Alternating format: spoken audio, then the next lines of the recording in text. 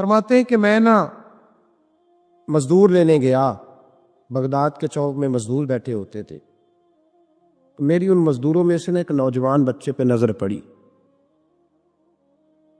بڑا کمزور سا وجود تھا لیکن چہرے پر عبادت کا نشان تھا، ماتھا بتاتا تھا کہ نماز کا بڑا خیال رکھتا ہے۔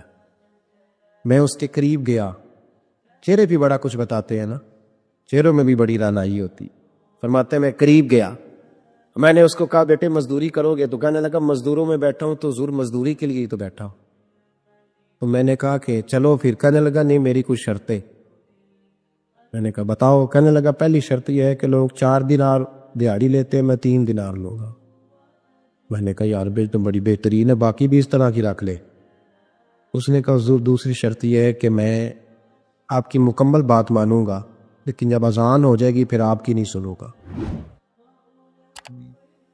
تیسری بات اس نے یہ کی کہ حضور میں آپ کے گھر میں کام کروں گا پر آپ کی کسی سوال کا جواب نہیں دوں گا۔ میں نے کہا یار تو بڑا عجیب ہے، شرطیں تو مالکوں کی ہوتی ہیں۔ کہنے لگا جی بہرحال میں شرطیں لگا کے جاتا ہوں۔ فرماتے ہیں میں اسے گھر لے آیا، کام میں نے اس کو بتایا تو جو کام مزدور سارے دن میں کرتا ہے نا اس نے 2 گھنٹے میں کر دیا۔ ہمارے مزدور سگریٹ پینے میں بھی تو آدھا گھنٹہ لگاتے ہیں، وہ چائے پینے جائیں تو پونا گھنٹہ وہاں۔ ان کو بھی تو دیانتداری کرنی چاہیے کہ نہیں کرنی چاہیے؟ معاہدہ کیا ہے نا جی تو پورا اترنا چاہیے نا۔ کہتے 2 گھنٹے میں۔ اب کام جب بندہ شروع کراتا ہے تو کام اور نکل آتا ہے۔ کہتے کام میں نے اس کو اور بتا دیا، وہ کرنے لگا۔ اس نے مٹی نکال کے رکھی تھی باہر رستے میں، تو اذان ہو گئی زور کی، اس نے وہیں کدال چھوڑی کئی اور چلنے لگا۔ تو میرا بیٹا کہنے لگا اس کو ذرا برابر کر دو۔ کہنے لگے چپ کر جا، تیرے باپ سے بات ہوئی تھی، جب اذان ہوتی ہے تو میں کسی اور کی نہیں سنتا، صرف اللہ رسول کی سنتا ہوں۔ کہتے مسجد چلا کے نماز پڑھ کے آئے تو دوپہر کا وقت تھا۔ میری بیوی کہنے لگی اس کو کھانا کھا لے۔ کہتے ہم نے کہا کھانا کھا لو، تو کہنے لگا میں نے روزہ رکھا ہو، رمضان بھی نہیں تھا، نفلی روزہ رکھا۔ فرماتے ہیں شام ہوئی، میں نے 3 دینار دیے تو میں نے کہا تیرا نام کیا ہے؟ کہنے لگا میں نے آپ سے کہا تھا میں کسی سوال کا جواب نہیں دوں گا۔ کہتے وہ چلا گیا۔ اگلے دن میں پھر لینے گیا اسے، کام کچھ اور نکل آئے تو لوگوں نے بتایا وہ صرف ہفتے والے دن آتا ہے۔ میں نے کہا کیوں؟ کہنے لگے جی وہ کہتا ہے میرا ہفتے کا خرچہ 3 دینار ہے، جب 3 دینار کما لیتا ہوں تو باقی سارا ٹائم اللہ رسول کی ذکر میں گزار دیا کرتا ہوں۔ فرماتے ہیں جی اگلے ہفتے میں پھر لینے گیا، میں نے پورا ہفتہ انتظار کیا کہ کام اسی سے کرانا ہے۔ میں جب گیا تو میں نے کہا چلو، کہنے لگا میری شرطیں یاد ہے نا؟ اور میں نے کہا یاد ہے بھائی، ساتھ چل۔ فرماتے کام کرایا، 2-3 ہفتے وہ آتا رہا۔ ایک ہفتے میں گیا تو لوگوں نے کہا حضور آج نہیں آیا، کیوں؟ کہنے لگے بیمار ہو گیا۔ کہاں گھر ہے؟ کہنے لگے بغداد کے قبرستان کے پیچھے جو کچی آبادی ہے اس میں رہتا ہے۔ فرماتے میں گیا، دروازے پہ دستک دی تو کہنے لگا حضور آپ ہیں؟ دروازہ کھلا ہے، آ جائیے۔ فرماتے میں اندر گیا تو میں نے کہا تمہیں کیسے پتا چلا میں آیا ہوں؟ کہنے لگا حضور اللہ والے ہو، آپ نہیں آنا تھا، ورنہ امیر تو غریبوں کا پتہ لینے کوئی نہیں آتے۔ کہتے میں قریب گیا تو کہنے لگا میں آپ کا انتظار کر رہا تھا، تیز بخار ہے، تپ رہا۔ جیب سے کچھ پیسے نکالے، کہنے لگا یہ پیسے رکھنے۔ ایک انگوٹھی نکالی، کہنے لگا حضور آج رات کو میرا انتقال ہو جائے گا، ان پیسوں کا کفن خرید کے صبح جنازہ پڑھ کے مجھے دفن کر دینا، اور جب دفن کرو تو یہ انگوٹھی لے کے عصر کے بعد ہارون رشید کے پاس جانا، آپ اسے کہنا میں نے ملنا ہے پر وہ آپ کو ٹائم نہیں دے گا، آپ اس کو آواز دیجیے گا کہ تیری ایک امانت ہے میرے پاس، پھر وہ آپ سے ملے گا تو انگوٹھی دے دیں، پھر آپ میری طرف سے فارغ ہیں۔ حضرت فرمانے لگے تیرا نام؟ اور کہنے لگا حضور وقت تھوڑا ہے، آج رات میں نے جانا ہے، بڑی لمبی معافی مانگنی ہے رب کریم سے، اگر مناسب سمجھے تو مجھے اپنے رب سے تنہائی کر لیں بھی۔ فرماتے میں آ گیا پر اس کی باتوں نے مجھے ساری رات سونے نہیں دیا۔ فرماتے صبح بڑی مشکل سے سورج نکلا، میں گیا دروازے پہ ہاتھ رکھا تو دروازہ کھلا ہوا تھا، اندر داخل ہوا تو خوشبوئیں میرا استقبال کر رہی تھی، جب چہرے سے کپڑا ہٹایا تو اس کا تو انتقال ہو چکا، ایسے جیسے کسی کا دیدار کر کے سوئے۔ کہتے میں تو 2 آدمی لے گیا تھا جنازے پہ، پر پتہ نہیں دنیا کدھر کدھر سے آئی۔ کہاں سے اکھاں جدوں میٹیاں زمانہ مینوں روے گا، اپنا تے اپنا بیگانہ مینوں روے گا۔ فرماتے ہیں میں تو 2 بندے لے گیا تھا پر پتہ نہیں مخلوق کہاں سے آئی۔ جنازہ پڑا، دفن کیا۔ ہارون رشید کے پاس میں عصر کے بعد گیا، میں نے بلانا چاہا پر بادشاہ تھا، میری طرف دیکھا ہی نہیں۔ میں نے اس کو کہا تیری ایک امانت میرے پاس ہے۔ فرماتے ہیں مجھے کونے پہ لے گیا، کیا بات ہے؟ کمرے میں بلایا، میں نے انگوٹھی دی۔ ہارون رشید تو چیخے مارنے لگا، کہنے لگا انگوٹھی والا کہاں ہے؟ میں نے کہا وہ تو انتقال کر گیا۔ کہنے لگا مجھے قبر پہ لے جا۔ کہتے میں قبر پہ لایا تو وہ لیٹ گیا، تڑپ کے رونے لگا۔ میں نے کہا میرا کلیجہ پھٹ جائے گا، نہ اس نے کچھ بتایا نہ تو نے بتایا، یہ کون تھا؟ تو ہارون رشید کہنے لگا یہ میرا بیٹا تھا۔ میں نے کہا تیرا بیٹا اور مزدور؟ کہنے لگا حضور یہ حضرت داؤد تائی کے پاس بیٹھا کرتا تھا، ان کا مرید تھا، مجھے روز کہتا تھا ابا تو نے بڑی دنیا اکٹھی کر لیا، مرتے وقت تجھ سے ٹانگیں سمیٹی نہیں جائیں گی، اتنا حساب نہیں تو دے سکے گا۔ میں اس کو سمجھا دیتا، اس کی اماں سمجھا دیتی، یہ روز ہمیں کہتا چھوڑ دو آ جاؤ اللہ رسول کی بارگاہ میں جھک جائیں، ہم سمجھ۔ ایک دن یہ چلا گیا، کہنے لگا پھر تمہارا رستہ اور ہے اور میرا رستہ اور ہے۔ یہ سونے کی انگوٹھی غلطی سے اس کے پاس رہ گئی، غلطی سے ہیرے کی انگوٹھی چلی گئی۔ کہنے لگا دیکھو میرے بیٹے نے آج وہ بھی واپس کر دی ہے۔ پھر تڑپ کے کہنے لگا ہارون رشید تھا تو یہ میرا بیٹا پر میرا مرشد نکلا، میرا پیر نکلا۔ بھائی زندگی تو بڑی تھوڑی ہے نا۔ بابا صاحب نے کہا تھا اٹھ فریدہ ستیا، اور داڑھی آ گیا ہی پور، اگا لیڑے آ گئے، پچھا رہ گیا ہی دور۔ اٹھ فریدہ ستیا خلقت ویکھن جا، متے کوئی مل جائی بخشیا تے توں ہی بخشیا جا۔ اٹھ فریدہ ستیا چاڑو دے مسیت، تو ستے رب جاگدا تیری ڈاڈے نال پریت، میرا رب ہمیں بھی اپنی بارگاہ میں قبول فرما۔ ایک بات اور بڑی ضروری ہے اور میرا دل کرتا ہے یہ تقریر روز کی جائے۔ اخلاق حسنہ کا کمال یہ ہے کہ خوددار رہ کے زندگی گزارے، عزت نفس کے ساتھ۔ یہ ہاتھ پھیلانا چھوڑ دے، یہ امیروں کی جیبیں دیکھنی چھوڑ دے۔ آپ یقین کریں کبھی بڑی بڑی تکلیف ہوتی ہے۔ ایک اجتماع میں ایک پروگرام میں گیا تو وہاں قاری صاحب نے ایک صاحب کا LPA صاحب کو بلایا ہوا تھا، تو کھانے کی میز پہ بیٹھے تو وہ علماء کو نصیحتیں کر رہے تھے،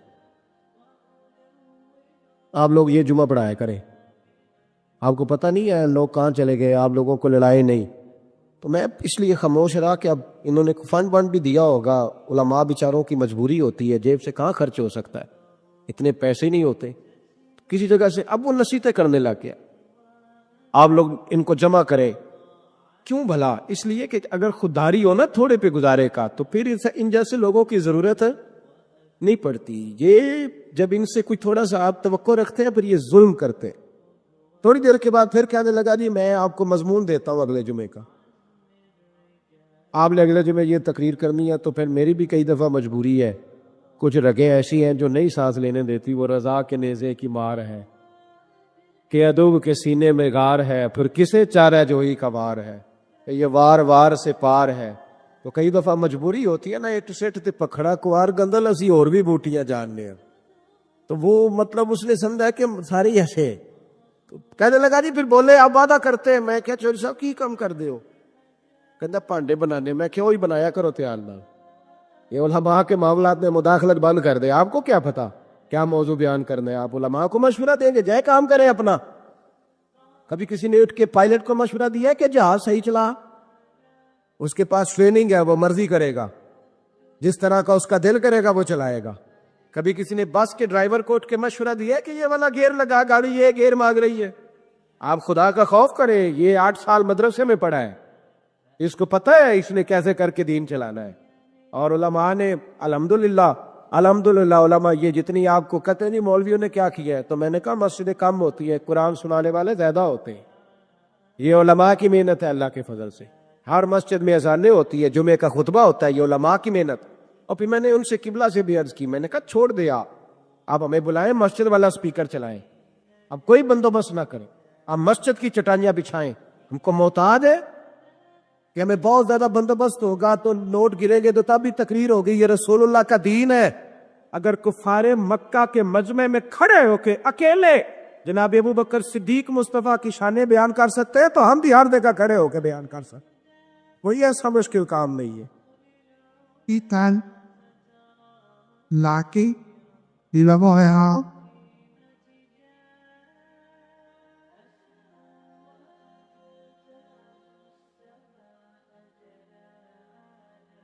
تھوڑی نا خودداری, عزت نفس.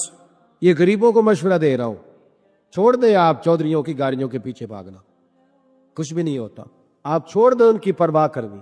آپ ایک ایک بچے کو خود خرچ اٹھائیں. آپ خود دیکھیں ہم نے کیسے ان کو لے کر کے آگے جانا. خودداری سے جیئیں, عزت نفس. ایک بات مجھے بتاؤ, جس نے حرام کا مال کمایا ہے اور روزانہ چھوٹے گوشت سے روٹی کھاتا ہے وہ زیادہ اچھا ہے یا جو حلال کھاتا ہے پر اچار سے کھاتا ہے وہ زیادہ اچھا ہے؟ آپ عجیب بات کرتے ہیں میاں.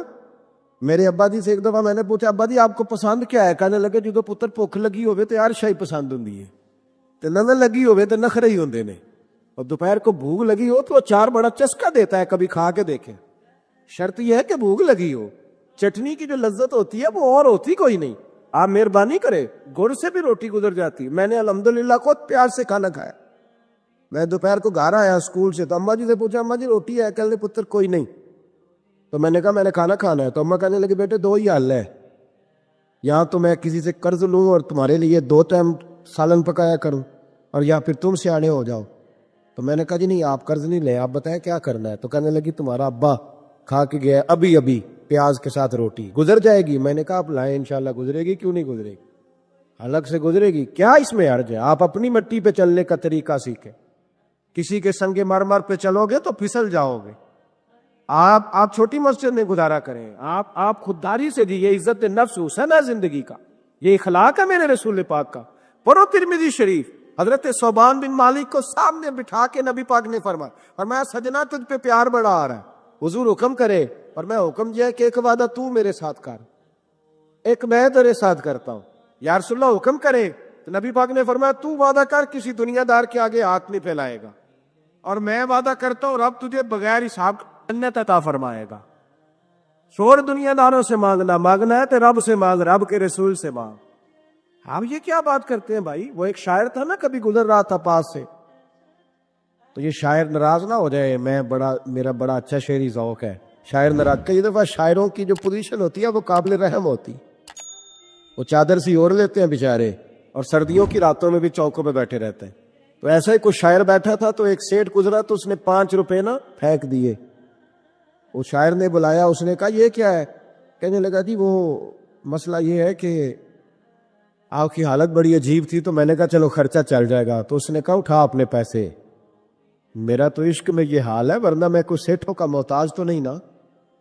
اس نے ایک شعر کہا تھا, مجھے زندگی بھر رہ گیا, کبھی کبھی جب اپنی موج میں ہوتا ہوں تو اکیلا بھی پڑھتا رہتا ہوں. وہ شاعر اس سیٹ سے کہنے لگا یہ آرزو کرم اور میں آپ سے کروں, یہ آرزو کرم اور میں آپ سے کروں, یہ بھیک اس کو دیجیے جس کا خدا نہ ہو, یہ بھیک اس کو دیجیے جس کا خدا نہ ہو.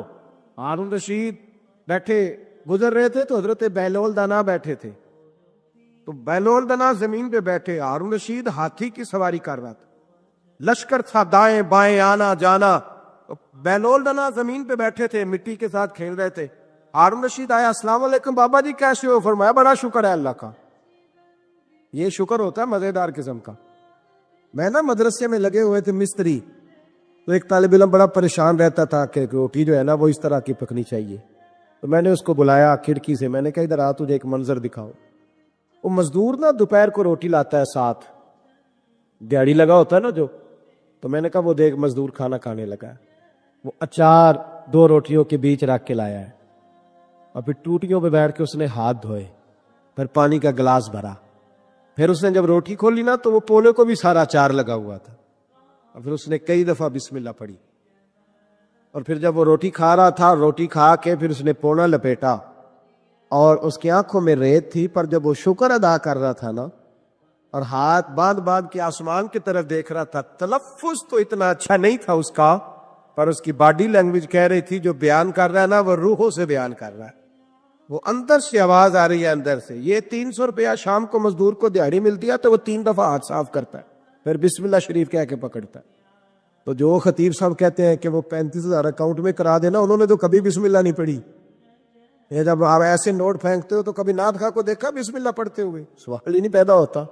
اس کو تو پتہ ہے کہ اب کون سا شعر ہے جو بار بار پڑھوں گا تو اس میں نوٹ آئیں گے, اس کو تو پتہ ہے.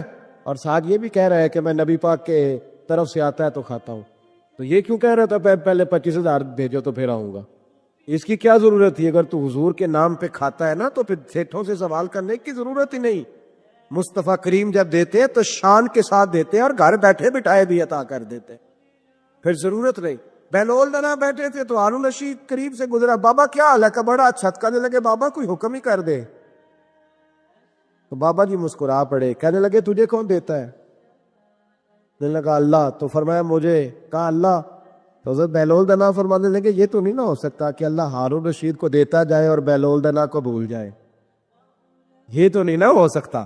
جا اپنا کام کر میاں, تو کس چکر میں الجھ گیا؟ خودداری سے جیئیں, عزت نفس, پھٹے کپڑے پہن کے گزارا کریں.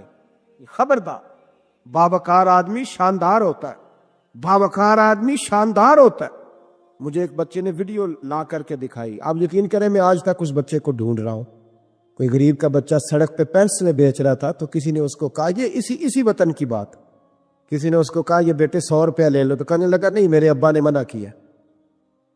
اس نے کہا پینسل کی مزدوری لینا, مسواک بیچ لینا, لیکن پتر کسی سے 100 روپیہ نہیں لینا, پھر مانگنے کی عادت ہو جاتی. پھر انسان کو مفت کے دسترخوان پہ مزہ آتا ہے. حضرت سالم بن عبداللہ بن عمر, جناب عمر کے پوتے, طواف کعبہ کر رہے تھے, بیت اللہ کا طواف کر رہے تھے.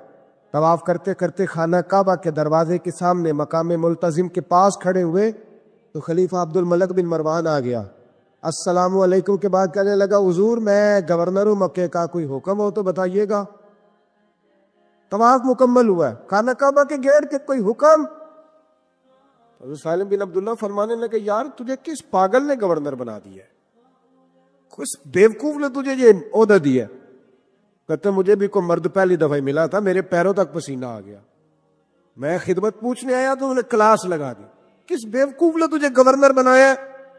میں نے کہا حضور کیا ہوا؟ کہنے لگے تو عجیب آدمی, اللہ کے گھر میں آ کے, بیت اللہ کے سامنے کھڑے ہو کے, رب کریم کے گھر کے دروازے کے پاس آ کے بھی میں دنیا داروں سے مانگوں گا, یہاں کے بھی میں نواقوں سے سوال کروں گا, چل دیر جا. وہ کہتا میں کانپنے لگ گیا کہ یہ کس مرد سے ملاقات ہو گئی ہے. یہاں تو آپ کو پتہ ہے نا, اللہ خیر کرے, مسلح کے نیچے جو مرضی رکھ دو, کوئی حال ہی نہیں الا ماشاء اللہ. کہتے ہیں کہ کدھر سے آ گئے تو چل دوڑ. فرماتے ہیں کہ میں نا بڑا پریشان ہوا. وہ خلیفہ کہتے ہیں میں وہاں سے فارغ ہو کے تو باہر نکل گیا, مسجد الحرام سے باہر, جیسے آج لوگ باب عبدالعزیز سے, باب فہد سے باہر نکلتے. کہتے باہر آ گیا, وہاں کھڑا ہوا تو حضرت وہاں آئے. میں نے کہا حضور اب تو بیت اللہ سامنے نہیں, ابھی کوئی حکم کر دے. تو مسکرا پڑے, کہنے لگے تجھے بڑا شوق ہے تو بتا تجھ سے دین مانگوں کہ دنیا مانگوں؟ میں نے کہا حضور دین تو آپ کے پاس ہے, میرے پاس تو دنیا ہی ہے. تو ہنسنے لگے, فرمانے لگے دنیا تو میں نے اس سے کبھی نہیں مانگی جس نے دنیا بنائی ہے, میں تو اس سے بھی اس کے محبوب کے دروازے کی غلامی مانگتا ہوں. میں تو کبھی اس سے دولت نہیں مانگنے گیا, تو تجھ سے مانگوں گا؟ خودداری, خودداری, عزت نفس. میرے غریب کا مسئلہ یہ ہے کہ میرا امیر کہتا ہے کہ یہ ریٹ لے لے گا, ووٹ دے دے گا, گلی بنوا لے گا, ووٹ لے لے گا. نہ ایسا کرو, خودداری سے جینا سیکھ. ام ربیعہ ایک خاتون تھی, بڑی نیک عورت تھی, بغداد میں رہتی. اللہ تبارک و تعالیٰ نے بڑی دولت عطا فرمائی. ان کی شادی بھی ایک دولت مند سے ہوئی, ایک دولت مند سے شادی ہوئی. فرماتی ہیں کہ میں چھت پہ بیٹھی تھی اپنے شوہر کے ساتھ, وہ دولت مند تو بڑا تھا پر متکبر بھی بڑا تھا. دروازے پہ فقیر مانگنے آیا تو میرا خاوند بالکنی سے جھانک کے کہنے لگا اسے کچھ نہ دینا, اس دکاندار ہے, یہ دنیا دار بنے ہوئے ہیں, جان بوجھ کے مانگتے ہیں. تو میں نے کہا میں تیری دولت سے نہیں دوں گی, میرے میکے سے جو کچھ آیا اس میں سے دینے کی اجازت دینا. اس نے کہا جانا ہی نہیں. تو عورت کہتی ہے اس مانگنے والے کا, اس جو دروازے پہ شخص کھڑا تھا, اس کے مانگنے والے کا جو انداز تھا وہ بتاتا تھا کہ کئی دنوں کا بھوکا ہے. اس جوان کے چہرے پر عجیب بھوک تھی. کہتی میں شوہر سے نظر بچا کے آئی اور میں نے چند دینار اس کی ہتھیلی پہ رکھے. جب رکھ کے میں نے دروازہ بند کیا تو سامنے میرا شوہر. لگا میری بغیر اجازت کے دیتی ہے, جا تجھے 3 طلاقیں. کہتی میں عزت مند باپ کی بیٹی طلاق لے کے گھر آ گئی. جرم میرا یہ ہے کہ میں نے اللہ کے راستے میں خیرات کی ہے. کہتی ہیں میرا والد پریشان کہ غلطی جس کی مرضی ہو, قصور تو بیٹیوں کا ہی ہوتا ہے نا. لڑکے پاک کے پاک رہ جاتے ہیں, منگنی بھی ٹوٹ جائے تو بچی کی جو حالت ہوتی ہے وہ کوئی بتا سکتا ہے؟ تو کہتی ہے میں شدید پریشان, میرے والد اور والدہ بھی پریشان, رشتہ کہاں سے آئے گا؟ 1-2 سال ہم شدید کرب میں رہے, رشتہ آیا تو بڑے امیر آدمی کا. میں طلاق یافتہ تھی پر بندے کوارے کا رشتہ آیا. کہتے ہیں جب وہ رشتہ ہو گیا میں پہلے دن اپنے خاوند کے پاس گئی تو مجھے کہنے لگا مجھے جانتی ہو میں کون ہوں؟ میں نے کہا نہیں. کہنے لگا میں وہی ہوں جو تیرے دروازے پہ خیرات لینے آیا تھا.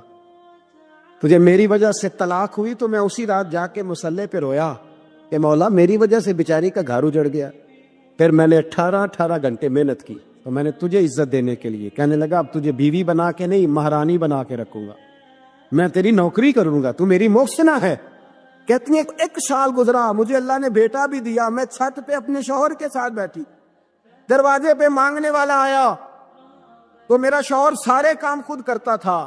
آج جب مانگنے والا آیا تو کہنے لگا جب کوئی مانگنے آیا تو نے دینے جانا ہے. کہتی ہے میں دروازے پہ مانگنے والے کو دینے گئی تو میری چیخ نکل گئی, میں دھڑام سے گری. میرا شوہر دوڑا آیا, کیا ہوا؟ کہنے لگی پتہ ہے مانگنے کون آیا؟ یہ وہی ہے جو میرا پرانا شوہر تھا. بے پرواہی ویک سجن دی جتھے کسے دی پیش نہ جاوے, انہیں تاجاں والے در در رولے. تاجاں والے تار تخت و تاج والے, تاجاں والے در در رولے تے منگتیاں تخت بٹھاوے. اوے سجنا کسے نو کارا مل دئی, کوئی کعبےوں خالی آوے. کہتی ہوں میں ربیہ کہ وہ شخص میرے دروازے پہ, میں رونے لگی. ہمارے اندر کچھ کمیاں ہوتی ہیں, کچھ کمیاں. امام غزالی رحمۃ اللہ تعالیٰ علیہ فرماتے ہیں غریب کی یہ کمی ہوتی ہے کہ وہ خودداری چھوڑ دیتا ہے, ہاتھ پھیلانا آسان سمجھ لیتا ہے. یہ غریب کی کمی ہوتی ہے. غریب خوددار رہے تو اللہ اسے عزت عطا کرتا ہے. آپ فرمایا کرتے امیر میں تکبر آتا ہے, امیر خوشامد کو پسند کرنے لگ جاتا ہے. اس طرح بہت سارے کام کرنے کے باوجود بھی نیکی نہیں حاصل کر پاتا. فرماتے ہیں جاہل جو ہوتا ہے نا, جاہل, اس میں یہ کمی رہتی ہے کہ وہ اپنی جہالت کی وجہ سے بہت سارے لوگوں کو برا سمجھتا ہے. اور آپ فرماتے ہیں عالم, صوفی اور درویش میں یہ کمی ہوتی ہے کہ وہ کئی دفعہ اپنے آپ کو دوسروں سے بڑا سمجھنے لگ جاتا ہے, اس میں بھی کمی آ جاتی ہے. کئی میری طرح کے لوگ باہر کھڑے ہو کے انتظار کر رہے ہوتے ہیں کہ نعرہ لگے گا تو محفل میں جائیں گے. میں نے بعد میں لوگ مطالبہ کرتے ہیں کہ میں نے تلاوت کیا تو بتاؤ کیسی کی ہے. ان کا دل کرتا ہے کہ کوئی کہے آج بڑی اچھی نعت پڑھی, کوئی کہے کہ آج تو آپ کی تقریر نے کمال کر دیا. امام صاحب فرماتے ہیں یہ کمزوری ہے اندر کی, باطن کی کمزوریاں ہیں, یہ نقائص ہیں ہمارے کہ ہم مطمئن نہیں ہوتے. اس کا نقصان یہ ہوتا ہے کہ آہستہ آہستہ جسمانی زندگی پروان چڑھ جاتی ہے, روحانی زندگی کمزور ہو جاتی ہے. روٹی کھانے میں لذت آنے لگتی ہے, نماز پڑھنے کا ذائقہ ختم ہو جاتا ہے. سیر مزہ دینے لگتی ہے اور تلاوت قرآن مجید بوجھ بننے لگ جاتا ہے. خوشامد اچھی لگتی ہے اور درود پاک پڑھنا یا تسبیح لے کے ذکر کرنا, یعنی اپنی تعریف سن لیتا ہے, اللہ رسول کی کرنا مشکل ہو جاتی. یہ کب ہوتا ہے؟ جب اس کے اندر کچھ کمیاں رہ جاتی. بخار چڑھنے سے انسان کا چہرہ مورا اسی طرح رہتا ہے, لیکن چونکہ اس کا باطنی نظام خراب ہو جاتا ہے, اب مرضی کا کھانا بھی پکا ہو تو کھانے کو دل نہیں کرتا کیونکہ اندر کا نظام گڑبڑ ہو گیا. اگر تو اپنی اس کمزوری کو دور کرنے میں کامیاب ہو گیا تو پھر تو کامیاب ہے, اور اگر تو اس کمزوری میں الجھ گیا تو پھر تو پہلے سے بھی زیادہ تباہ ہو. لَقَدْ خَلَقْنَا الْإِنسَانَ فِي أَحْسَنِ تَقْوِيمٍ ہے یہ سب سے پیارا, لیکن ثُمَّ رَدَدْنَاهُ أَسْفَلَ سَافِلِينَ کئی دفعہ گر جاتا ہے سب سے نچلے طبقے. ایک غلطی ہوتی ہے, ایک گناہ ہوتا ہے, اس کو لوگ ٹھیک نہیں کرتے, اپنے آپ پر محنت نہیں کرتے. ایک گناہ ساری باطنی بیماریوں کا پیش خیمہ بنتا. میرے نبی پاک صلی اللہ علیہ وسلم کا کمال یہ ہے کہ حضور صلی اللہ علیہ وسلم نے نا لوگوں کے دلوں میں بات بٹھا دی تھی کہ گناہ گناہ ہوتا ہے. گناہ آج کا سب سے بڑا مسئلہ یہ ہے کہ لوگ گناہ گار ہو کے بھی اپنے آپ کو گناہ گار ماننے کو تیار نہیں، تسلیم نہیں کرتے. پتہ ہے میں متکبر ہوں، پتہ ہے جو آدمی کہتا ہے نا فلاں نے مجھے سلوٹ نہیں کیا، اصل میں وہ خود متکبر ہوتا ہے، لیکن وہ سامنے والے پہ الزام لگا رہا ہے دیکھو جی مجھے ہی سلوٹ نہیں کیا. تو بھائی آپ کون ہوتے ہیں پہلے بتائیں نا. جو آپ نے بات کر دی کہ مجھے سلوٹ نہیں ہوا تو یہ آپ نے سامنے والے پر اعتراض کیا کہ وہ متکبر ہے. تو دراصل مسئلہ کیا ہے؟ دراصل بات یہ ہے کہ آپ کے اندر روگ ہے. وہ جو آپ کہتے ہیں نا وہ فلانا دیکھو جی پتہ نہیں کیا سیاست کی ہے چمک گیا ہے، تو آپ ماننے کو کیوں نہیں تیار کہ آپ جالس ہے اس سے؟ کیوں نہیں مان لیتے کہ حسد ہے؟ کیوں نہیں مان لیتے کہ اللہ کا فضل اگر اس پہ ہوا ہے تو آپ کی طبیعت مان نہیں رہی؟ کیوں نہیں مان لیتے؟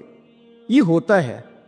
یہ جو باطن کا روگ ہے اسی کو صوفیہ طریقت کہتے ہیں، تزکیہ نفس کہتے ہیں، تصفیہ باطن کہتے ہیں. اسی کے لیے لوگ کسی اللہ والے کے پاس جاتے تھے، اسی کے لیے اپنے آپ کو پیش کرتے تھے، اسی کے لیے کسی خانقاہ کی مسجد میں جھاڑو دیتے تھے، اسی کے لیے کسی اللہ کے ولی کے جوتے اٹھاتے تھے.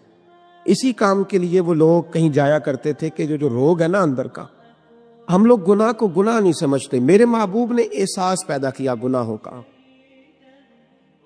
میں جمعے میں کہہ رہا تھا کہ حضرت عمر فاروق رضی اللہ تعالیٰ عنہ نے جو بڑا انقلاب برپا کیا نا، وہ اس لیے نہیں کیا کہ آپ کی فوجی طاقت بڑی مضبوط تھی، وہ اس لیے نہیں ہو گیا، حالانکہ مضبوط تھی وہ بھی. اس لیے نہیں کیا کہ آپ بڑے بہترین سیاستدان تھے، آپ کو تدبیر بڑی عمدہ آتی تھی. یہ ساری باتیں ٹھیک تھی، لیکن حضرت عمر نے انقلاب اس لیے برپا کیا کہ ان کی روحانی زندگی بڑی مضبوط تھی. اور اللہ قرآن مجید میں فرماتا ہے یا ایھا الذین آمنوا ان تتقوا اللہ یجعل لکم فرقان. ایمان والو اگر تم مجھ سے ڈرو گے تو میں تمہیں بصیرت کی روشنی عطا کروں گا، میں تمہیں شعور کی دولت دوں گا، تمہیں حق اور باطل میں صحیح فیصلے کی تمیز عطا کر دوں. دیکھیں کون سا انعام قرآن نے بیان. دیکھیں نا دنیا میں خوش نصیب بندہ وہ ہے جس کے فیصلے صحیح ہوتے، جس کے فیصلے. تو ان تتقوا اللہ یجعل لکم فرقان، یہ سورہ انفال کی آیت نمبر 29 ہے. کبھی پڑھیے گا قرآن مجید کی آیات بڑا مزہ دیتی ہیں. فرمایا اگر تم مجھ سے ڈرو گے تو میں تمہیں بصیرت کی روشنی دوں گا، باطن کا نور دوں گا. پھر تمہاری سادی باتیں بھی بڑے بڑے انقلاب پیدا کر جائیں گی، پھر تمہارے لب و لہجے کی سادگی بھی بڑا کچھ کر جائے گی. لیکن شرط یہ ہے کہ ان تتقوا اللہ، تعلق بندوں سے نہ رکھنا، تعلق اللہ سے رکھنا، اللہ سے ڈرنا. وَيُكَفِّرْ عَنْكُمْ سَيِّئَاتِكُمْ وَيَغْفِرْ لَكُمْ، فرمایا میں تمہارے گناہ بھی معاف کر دوں گا اور تمہاری بخشش بھی فرما دوں گا. حضرت عمر فاروق نے نا ایک دن مچھلی کھانے کو دل چاہا. ہماری منصوبہ بندی ہوتی ہے جب لوگ جمعہ پڑھنے آتے ہیں تو گھر میں چھوٹا گوشت دے کے آتے ہیں، سخت گرمیوں میں بھی کہتے میرے آنے تک نے اس کو پکا دینا.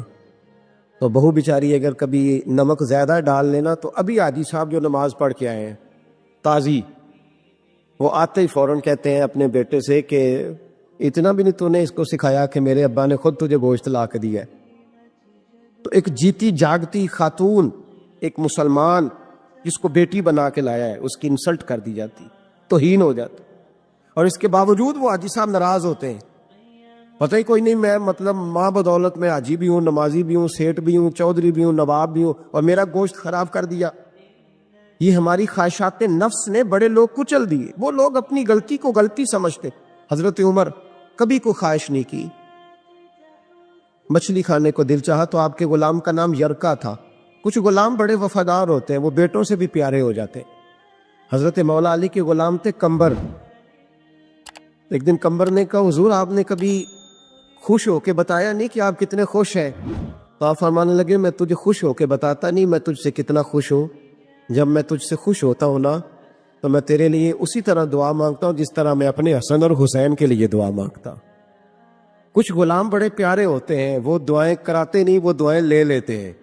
ان سے دعائیں نکلتی ہیں، وہ فیکٹری میں ملازمت ڈیوٹی سمجھ کے نہیں کرتے، وہ اپنا گھر بنا لیتے ہیں. وہ وفادار ہوتے ہیں، وفادار.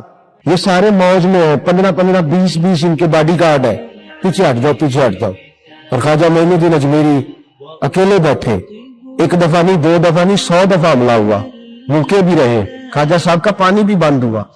पृथ्वी राज से टकराए दरवेश होके, वक्त के हुक्मरान से टकराए, और जब टकराए तो फिर कमाल कर दी। पहले ग्राउंड बनाई, जब हालात बदल गए, शहाबुद्दीन गौरी कहता है कि बाबा नौजवान है अभी।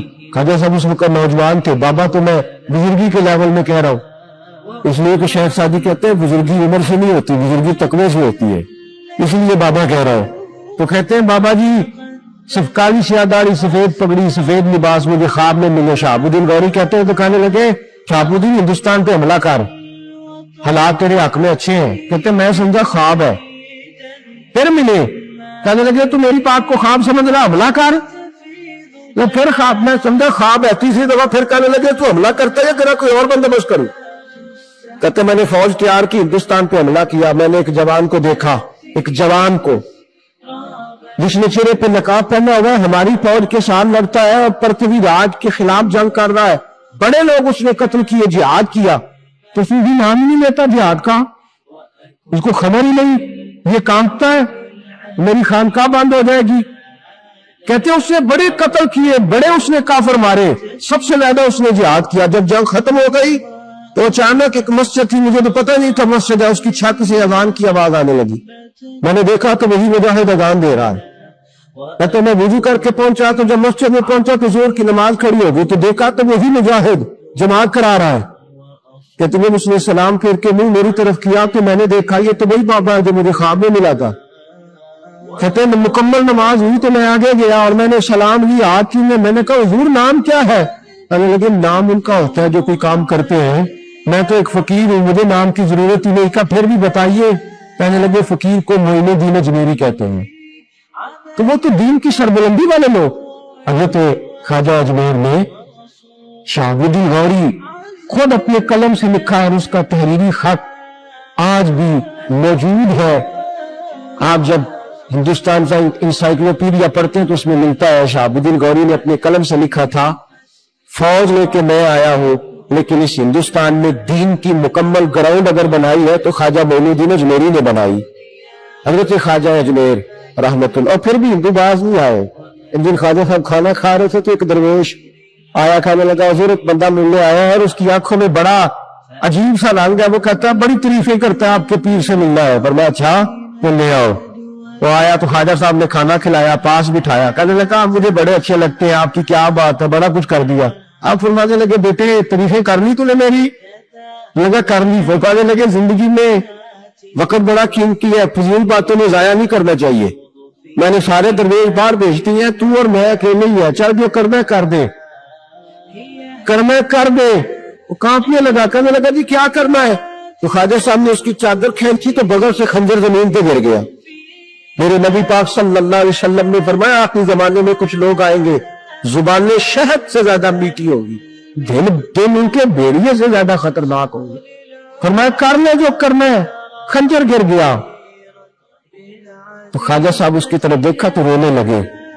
आप फरमाने लगे मैं शहजादा था और जब मैं शहजादगी छोड़ के हिंदुस्तान आया था तो मैं अपने रसूल के नाम पर मरने ही आया था, तो तुम्हें तो जरूरत ही नहीं है बहाने करने की, तारीफें करने की, मारो मैं तैयार हूं।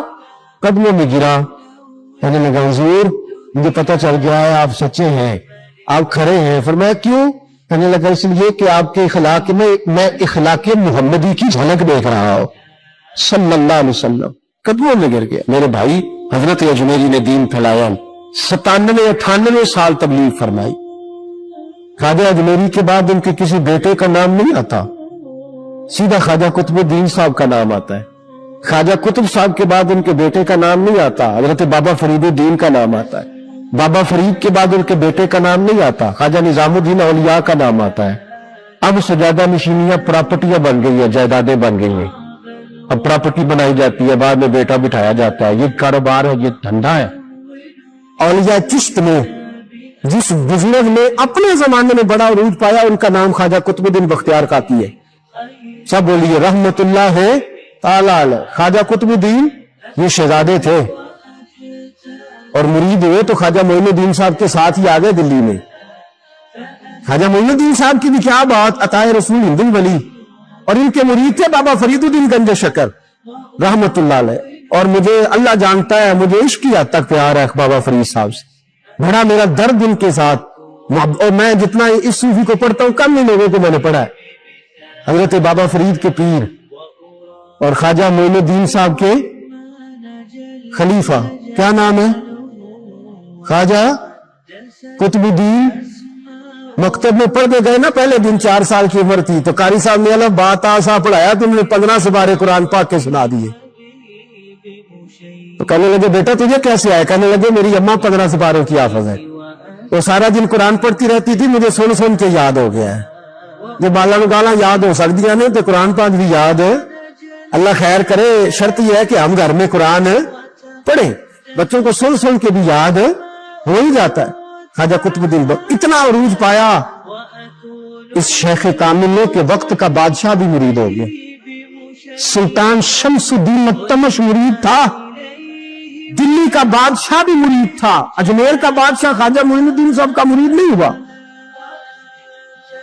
ना पाकपतन का बादशाह बाबा फरीद का मुरीद हुआ, लेकिन ख्वाजा कुतुब साहब को अल्लाह ने जी अजमत भी दी। ये शान है ना, अगरचे सदका सारा ख्वाजा मोइनुद्दीन के कदमों का ही था, लेकिन दिल्ली का बादशाह मुरीद हुआ, और इतना आला मुरीद हुआ कि जब ख्वाजा कुतुबुद्दीन साहब का विशाल हुआ तो 3 शर्तें लगाई थी।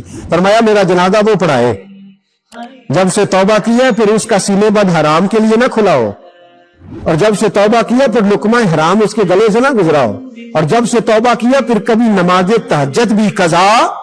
बड़े बड़े सूफी मेरी तरह के गर्दन झुका के खड़े हो गए। 7वीं सब से दिल्ली का बादशाह निकल आया, कहने लगा पीरा सारी जिंदगी मैंने पर्दादारी से इबादत की थी, तो जाती दफा मुझे बेनकाब कर गया है। इतना बड़ा उन्होंने शख्स दिया, और हाल ये था लोग कहते हैं कि फलाना आदमी अमीर आदमी है तो हजरत साहब का तल्लक, पीर साहब का तल्लक ज्यादा है, तो उसकी इमारत ना देख, कभी कभी उसकी परहेजगारी भी देख, उसकी खिदमत गुजारी भी देख।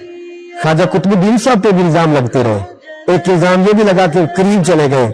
हुआ क्या, जब बादशाह मुरीद हुआ तो कहने लगा हजरत जी मैंने बादशाह नहीं करनी, मैंने अब खानकाह में रहना है। तो फरमाया बेटा तू छोड़ देगा तो कुछ जालिम बैठ जाएगा, तो हुजूर फिर क्या हुक्म है? फरमाने लगे तूने करनी है। तो कहा हुजूर आप वो कहाँ होते हैं, मैं कहाँ होता हूँ, दिल ही नहीं लगता। तो आप फरमाने लगे मैं डेरा उठा के तेरे करीब ले आता हूँ। ख्वाजा साहब 1 किलोमीटर के फासले पर डेरा उठा के ले आए। फरमाने लगे मैं तेरी तरबियत करता रहूंगा तो मखलूक का भला करते रहना। सल्लल्लाहु अलैहि, तू हुजूर की उम्मत का अल्लाह अकबर। वो करीब उस वक्त भी लोगों ने बड़ी बातें की कि देखो जी बादशाह था ना तो पीर साहब ही नेड़े आ गए। लोग देखते नहीं कि असल बात क्या है। खैर वक्त गुजर गया, बादशाही मुरीद हो गया, तो फिर दिल्ली सारे में इस्लाम, इतना अदल इंसाफ, हिंदुओं को बात पसंद ना आई, उन्होंने कुछ मुसलमान खरीद लिए। सुल्तान शमसुद्दीन तमश बैठा है दरबार में, जा गए ना आप लोग सब, कहिए सल्लल्लाहु, बड़ी गौर से सुनने वाली बात। एक दिन सुल्तान शमसुद्दीन तमश दरबार में बैठा है, काजी अदालत भी बैठे हैं, मुकदमात सुने जा रहे हैं। बाहर से रोने की आवाज आने लगी, चीखने चिल्लाने की, बीबी बयान कर रही। क्या हो गया, क्या हो गया? वो टाल लगे होते थे बादशाहों के, वो बजने लगे, जोर होने लगा। बादशाह ने कहा इस फरियादी को जल्दी बुलाओ। वो अंदर औरत आई तो चीख चीख के रो रो के उसने अपने कपड़े फाड़ फाड़ के, बुरा हाल, 2 महीने का बच्चा। लोग उसकी आहोजारी पर उसकी तरफ मुतवज्जो, बीबी क्या हुआ, पानी पिलाओ, बिठाओ, ये क्या हो गया?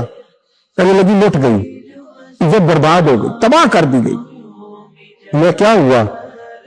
कहने लगी बादशाह एक शख्स मेरा गैर शरई खामन बना, फिर मुझे हमल हुआ, फिर मेरी गोद में ये बच्चा है 2 महीने का। अब गई तो वो कहता है कि मेरा तो तेरे से तल्लक ही कोई नहीं।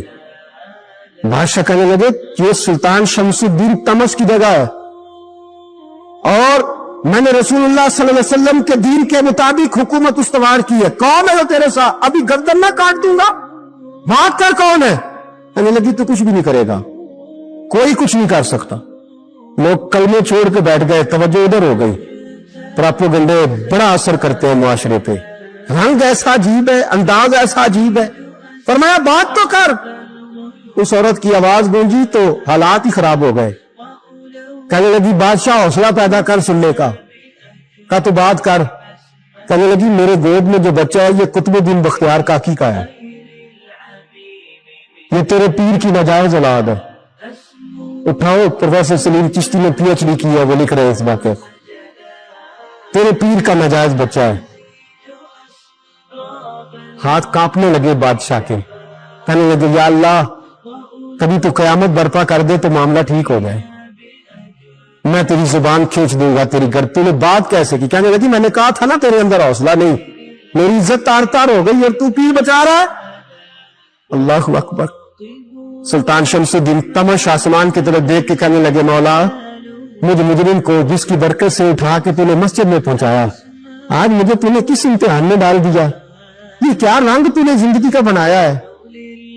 کہنے لگی بلا اسے اڑاب گردن. اللہ اکبر. خواجہ قطب الدین بختیار کاکی, ذرا اس جگہ پہ اپنے آپ کو کھڑا کر کے دیکھ میرے دوست. جو شخص دلی کے بازار میں نکلے تو دکانیں بند ہو جائیں, عورتیں گھروں میں گھس جائیں, جس کے نام پر چرچے ہوں دین کے, وہ شخص لاٹھی ٹکاتا ٹکاتا اس منانے آسان ہے, ڈھول ڈمکے کر کے گھروں کو جانا آسان ہے, پر ذرا ان کی راہوں کا مسافر طبعاً انہوں نے انداز کیا اختیار کیا. حضرت خواجہ قطب الدین بختیار کاکی, خبر پھیل گئی. اتنی شہرت پاکیزگی کی نہیں ہوئی تھی جتنی اس جرم کی ہوئی. لاٹھی ٹکاتے ٹکاتے جب پہنچے نا بادشاہ کے دربار میں, بادشاہ اٹھنے لگا, قاضی اٹھنے لگا, لوگ اٹھنے لگے, تو قطب الدین بختیار کاکی کی آنکھوں میں آنسو آئے. مانے لگے بیٹو بیٹھ جاؤ, آج میں پیر بن کے نہیں آیا, میں مجرم بن کے آیا. اور کہا میرے مالک کا انصاف بھی دیکھو, دلی کا پیر آج دلی کی عدالت میں اپنے نا کردہ جرم کی صفائی دینے آیا. بڑی لاٹھی پہ ٹیک لگائی. دلی کی گلیاں بھی روتی ہیں کہ یہ کیا رنگ, اللہ یہ تیرا کیا رنگ ہے, یہ تو میں گڈی تے ہاتھ ڈور سجن دے, او جنج رکھے اونج رہنے, واجب نہیں جے وچ شریعت, مندا خسم نو کہنا اے تن میرا کنگی ہوگے. میں زلف سجن دی واواں, اوش میرے دی جتی بن جائے, میں یار دی قدمی آواں. مارو مارو من مار مکاؤ, کوئی یوزر نہ پیش لے آواں, جو سونا ہی میرے دکھ وچ راضی, جو سونا ہی میرے دکھ وچ راضی, تے میں سکھ نو چلے ڈاواں. پر یار فریدا بس پہلی رو رو حال سناواں. ٹیک لگائی ہے, بی بی بول دے گواہی. کہنے لگے بی بی رب جانتا ہے, رب کا رسول جانتا ہے, پر میں تجھے نہیں جانتا, تو کون ہے؟ کہنے لگی اچھا لوگوں کو بھیج کے تہجد کے بہانے پچھلے دروازے مجھے اندر بلانا, رب تیرا بھول جانا. پھر رونے لگی, پھر مکر کرنے لگی. مجھے بتائیے ایسا کوئی مقدمہ ہو تو لوگ کیا کہتے ہیں؟ یکدم حالات بدلتے ہیں کہ نہیں بدلتے؟ دلی کا ماحول ہی بدل گیا, سارا رنگ ہی بدل گیا. عورت تو ہندو تھی, اس نے تو جھوٹ موٹ کے کلمے بھی پڑھ رکھے. اللہ اکبر. خواجہ صاحب پوچھتے گواہ ہے کوئی تیرے پاس؟ تو 4 کلمہ پڑھنے والے کھڑے ہو گئے. اللہ کرے کلمہ پڑھنے والے دکھا نہ کرے, آمین تو کہیں. وہ کھڑے ہو کے کہنے لگے ہاں ہم نے آتے بھی دیکھا ہے, جاتے بھی دیکھا ہے. خواجہ قطب الدین صاحب نے نظر عثمان کی طرف اٹھائی, کہنے لگے اچھا جو تیری مرضی. میں بی تے ہاتھ بخور سجن دے, وہ جنج رکھے اونج رہنا, واجب نہیں وچ شریعت, مندا خسم نو کہنا. کہنے لگے سلطان یار ایک رات کی مہلت نہیں دے دیتا؟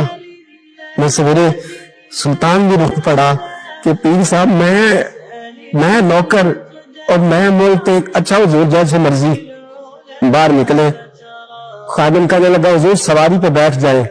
مانے لگے نہیں یار آج پیدل جانا ہے. اس دلی کے چوکوں نے مجھے بڑی سلامیاں دی ہے, ذرا میں دیکھوں تو صحیح دلی کے بازار میری رسوائی پہ کیا کہتے, مجھے ذرا یہ پتھر بھی کھانے دے, ان کا ذائقہ بھی. پیدل گئے, دنیا سو گئی تو دلی کے بادشاہ نے اجمیر کی طرف منہ کیا. خواجہ معین الدین حیات تھے. بے خبر ہو دو غلاموں سے وہ آقا کیا ہے, بے خبر ہو دو غلاموں سے وہ منہ کیا. کہنے لگے معین الدین میں کوئی لوارس تو نہیں لا, میں کوئی لوارس ہوں کہ یہاں جو میرے ساتھ مرضی ہو جائے.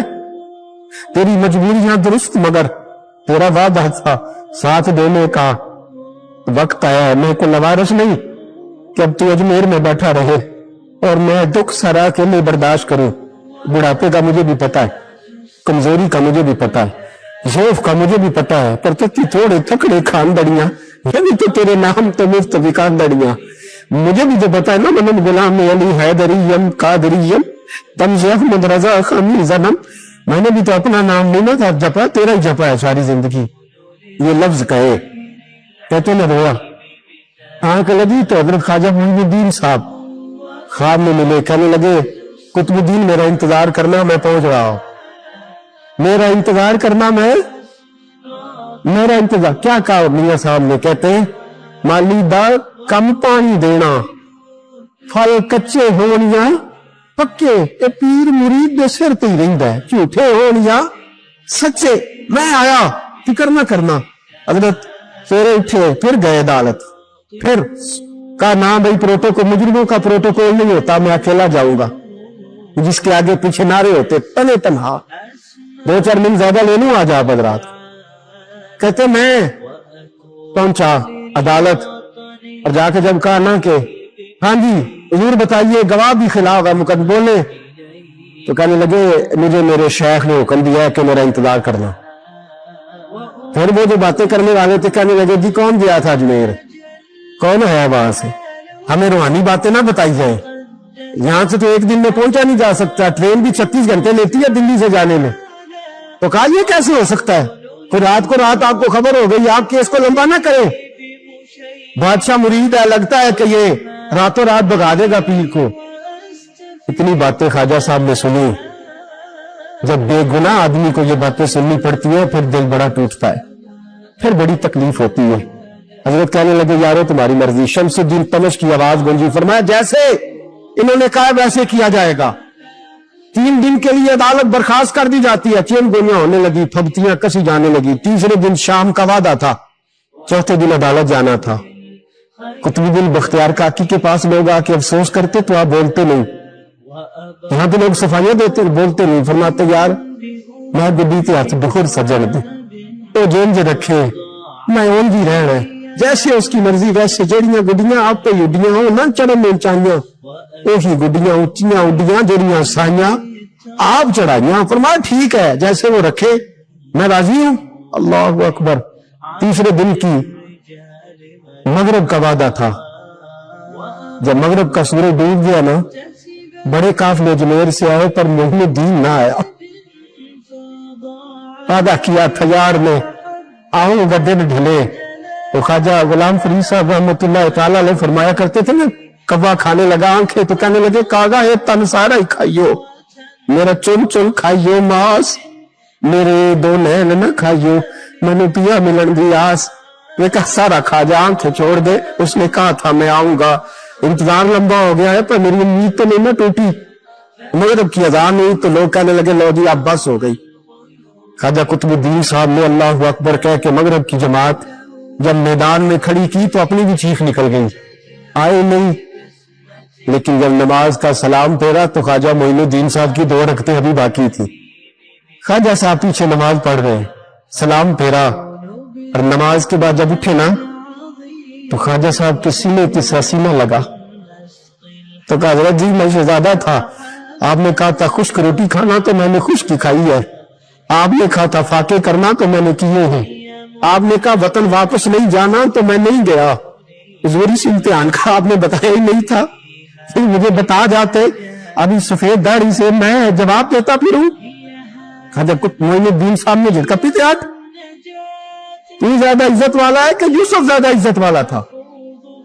تو زیادہ مقام والا ہے کہ عائشہ زیادہ مقام والی تھی؟ چپ کر، یہ کچھ صوفیاء کا طریقہ ہے، چپ کر. پھر غلطی ہو گئی، میں پہلے نہیں رویا، تو ملا ہے تو رویا ہو، میں پہلے نہیں تڑپا، میں نے شکوا نہیں، تو ملا ہے. اپنے ہی کو ملے تو دکھ یاد آتے نا. فرمایا چپ کر، جا سلطان سے کہہ دے سویرے نماز کے بعد عدالت لگا دے. سویرے جب عدالت لگی نا تو خواجہ معین الدین صاحب بازو پکڑا خواجہ قطب صاحب کا، نکلے تو دیکھا لائنیں لگی ہیں، مجمع لگا ہے، آنکھوں میں آنسو آ گئے. کہا حضور آپ کی روتے ہیں؟ فرمایا میرا دل تھا لوگ میرے کتب کی شان دیکھنے آئے، یہ کتنے بدبخت ہے، میرے کتب کی رسوائی دیکھنے آئے، کتنے نالائق، رسوائی دیکھنے اتنے آئے ہیں، شان دیکھنے آتے ہی نہیں. اللہ اکبر. جب میدان لگا خواجہ صاحب پہنچے، عورت کو کہنے لگی اللہ سے ڈر جا، وقت تھوڑا ہے تو مر جائے گی. کہنے لگی مجھے داستانیں نہ سنائے، काजी साहब से कहने लगे, काजी साहब आप हकीकत हाल से आगाह हैं, ख्याल करें। कहने लगे, ख्वाजा साहब दलीलें ना दें, गवाह लाएं, वाज ना करें। ख्वाजा साहब रहमतुल्लाह अलैह कहने लगे, गवाहों को बुलाओ। गवाह आए तो ख्वाजा मोइनुद्दीन साहब ने नजर, तो तुम हो मेरे कुतुब पर, मेरे कुतुब के जुर्म के गवाह। उनकी जुबानें कांपने लगी, हाथ कांपने लगे, मैं बोलते क्यों नहीं। जब उनकी नजरें झुकी तो बादशाह कहने लगा, अगर अब तुमने गवाही ना दी तो तुम्हें मैं मुजरम बना के 80-80 कोड़े मारूंगा। कहने लगा, जी देखता है, जी देखा है हमने तहज्जुद के वक्त। जब सब गवाहियां पूरी हो गई, औरत भी तड़प रही है, रो रही है, 2 महीने का बच्चा गोद में है। अब बोलिए बोलिए, उलमाए ज़वार भी खड़े हैं, हसद करने वाले जलने वाले भी खड़े हैं, हिंदू तो वैसे ही तालियां बजा रहे। अजमेर का बूढ़ा, और यह आखिरी फेरा था ख्वाजा मोइनुद्दीन का दिल्ली में। उसके बाद ज़ाहिरन दोबारा नहीं आए, उठे लाठी टिकाते टिकाते, और मैदान के अंदर जाके ना, बड़े मैदान में मजमा था, सर सजदे में रखा, कहने लगे, या अल्लाह मैं हिंदुस्तान मर्जी से नहीं आया, तेरे रसूल का भेजा आया। फिर उठे और कहने लगे, मौला तेरे नबी का फरमान है कि मेरी उम्मत के उलमा बनी इसराइल के नबियों की तरह होंगे। अगर यूसुफ के लिए बच्चा बोल सकता है तो मेरे कुतुब के लिए भी बोलना चाहिए। अगर यूसुफ अलैहिस्सलाम के लिए बोल सकता है तो मेरा कुतुबुद्दीन भी सच्चा है। इसके लिए फिर उठे, उस बीबी की तरफ बढ़े। लोग कहने लगे, न जाने अब क्या होगा। जब अजमेर के बादशाह ने, अताए रसूल ने, इंदुल वली ने, इमामुल औलिया ने कपड़ा खींचा और कहने लगे, वो बच्चे तू तो जानता है ना तेरा बाप कौन है। 2 महीने का बच्चा। जब नाना बोला तो बीबी कहने लगी, अब क्या कर रहे हो, बच्चे भी कभी बोल रहे हैं। मैं, बीबी चुप कर, इन्नल्लाह अला कुल्ले शैइन कदीर, मैं कमजोर रब का मानने वाला नहीं, कुदरतों वाले रब का मानने वाला हूँ। वो चाहे तो बच्चे भी बोलते हैं। कुरान कहता है, हजरत ईसा बोले थे, इन्नी अब्दुल्लाह आतानी अल किताब। मरियम भी तो वली अल्लाह थी, वो नबी तो नहीं थी। अगर वली अल्लाह बनी इसराइल का हो, बच्चा बोल सकता है, तो अगर वली अल्लाह मोहम्मद अरबी की उम्मत का हो तो बच्चा फिर भी बोल सकता है। यूं कपड़ा हटाया, बच्चा बोल। 2 महीने का बच्चा मां की गोद में उठ के बैठ गया और बच्चा बोल के कहने लगा, अस्सलामु अलैकुम या वली अल्लाह। जब ये लफ्ज अदा किए तो नारे लगने लगे, लोग रोने लगे, बीबी बेहोश होके गिरी और मानने लगे, मुझे सलाम ना कर, मेरे कुतुब की बात बता। कहने लगा, कसम है अल्लाह की इज्जत की, वो सामने मजमे जो सरदार बैठा है वो मेरा बाप है। कुतुबुद्दीन तो बेगुनाह है, कुतुबुद्दीन तो बेगुनाह है, मेरा बाप तो वो बैठा है। ये काजी भी साजिश में शरीक है, कई मुसलमान खरीदे गए, ये गवाह खरीदे गए। जब गवाही हो गई, बच्चा ये लफ्ज कह के अल्लाह अकबर कहता हुआ फिर चुप कर गया।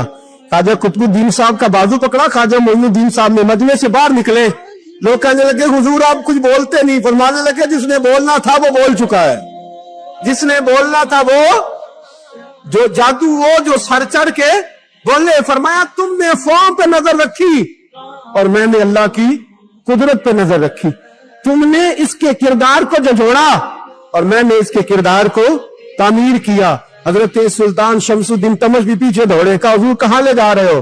और मैं, कुतुब मेरा आया, मैं अजमेर साथ लेके जा रहा हूं। अब मैंने अपना बच्चा तुम्हारे सुपुर्द, अब मेरे पास रहेगा।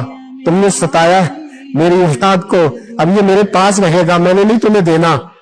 लोग राहें बिछा के, नजरें बिछा के बैठ गए, पाँव में गिर गए, कहने लगे, हुजूर हमारे लिए नहीं, रसूलुल्लाह के दीन के लिए, हमारे लिए नहीं, तामीर शरीयत के लिए, अदाए सुन्नत के लिए छोड़ जाइए। आजा साहब कहने लगे, कुतुबुद्दीन जा, तुझे छोड़ के जाता हूं, अब कयामत तक कोई तेरी रुसवाई की जरूरत नहीं कर सकेगा।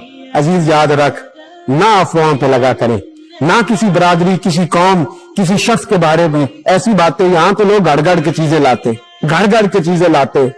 ज़मीं पे अर्श का जलवा दिखाई देता है, ज़मीं पे अर्श का जलवा दिखाई देता है, मदीने वाले का रोज़ा दिखाई देता है, ज़मीं पे अर्श का जलवा दिखाई देता है। مدینے والے کا روزہ دکھائی دیتا ہے، مدینے پاک کی گلیوں میں دیکھ لو ہر سو، مدینے پاک کی گلیوں میں دیکھ لو ہر سو، بہار خلد کا نقشہ دکھائی دیتا ہے، بہار خلد کا نقشہ دکھائی دیتا ہے، نبی پاک کا کنکر نے پڑھ لیا کلمہ، نبی پاک کا کنکر نے پڑھ لیا کلمہ، مگر بجہل تو بہرا دکھائی دیتا ہے، مگر بجہل تو بہرا دکھائی دیتا ہے، حسن حسین کے پیکر میں اے جہاں والو، حسن حسین کے پیکر میں اے جہاں